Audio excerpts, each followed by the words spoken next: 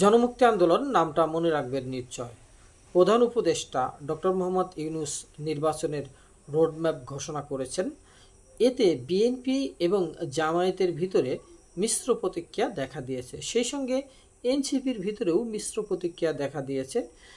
BNP নেতা সালাউদ্দিন আহমেদ উনি বলেছেন যে ডক্টর মোহাম্মদ ইউনূসের এই নির্বাচনের রোডম্যাপ ঘোষণায় বা তারিখ ঘোষণায় তারা মনে করছে যে জাতির প্রত্যাশা পূরণ হয়নি। তিনি বলেছেন যে বড়জোর জানুয়ারি হলে ভালো হতো, তারপরেও তারা আনুষ্ঠানিক একটি প্রতিক্রিয়া জানাবেন ভারপ্রাপ্ত চেয়ারম্যান তারেক রহমানের সঙ্গে আলোচনার মাধ্যমে। তারপর ওনারা যুগপৎ আন্দোলন যাদের সাথে করেছে তাদের সাথে আলোচনা করবে।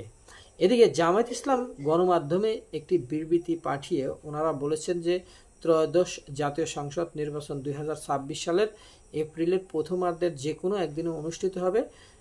ডক্টর মোহাম্মদ ইউনূস ঘোষণা দিয়েছেন, তার এই ঘোষণায় জাতি আশ্বস্ত হয়েছে এবং ঘোষিত সময়ের মধ্যেই একটি অবাধ, সুষ্ঠু, নিরপেক্ষ, গ্রহণযোগ্য নির্বাচন অনুষ্ঠানের ব্যাপারে প্রয়োজনীয় পদক্ষেপ গ্রহণ করবেন বলে জাতি আশা প্রকাশ করছে, অর্থাৎ জাতির আশা পূর্ণ হয়েছে। অন্যদিকে এনসিপি জাতীয় নাগরিক পার্টি ওনারা বলেছেন যে আমরা প্রত্যাশা করেছিলাম যে জুলাই সনদ বাস্তবায়ন হবে। আক্তার হোসেন উনি একটি গণমাধ্যমে সাক্ষাৎকার দিয়েছেন যে জুলাই প্রত্যাশা, জুলাই সনদ এবং এই ঘোষিত সময়ের ভিতরে যদি বিচার কার্য সম্পন্ন হয় তাহলে তাদের পক্ষ থেকে কোনো আপত্তি থাকবে না, ওনারা আর কি বলেছেন। তো এই তিনটি দলের প্রতিক্রিয়া আপাতত জানা গেছে। এছাড়া যুগপৎ আন্দোলনের অংশীদার হিসেবে অনেক দলই বিএনপি, জামায়াত তাদের সঙ্গে ছিল বা এককভাবে ছিল।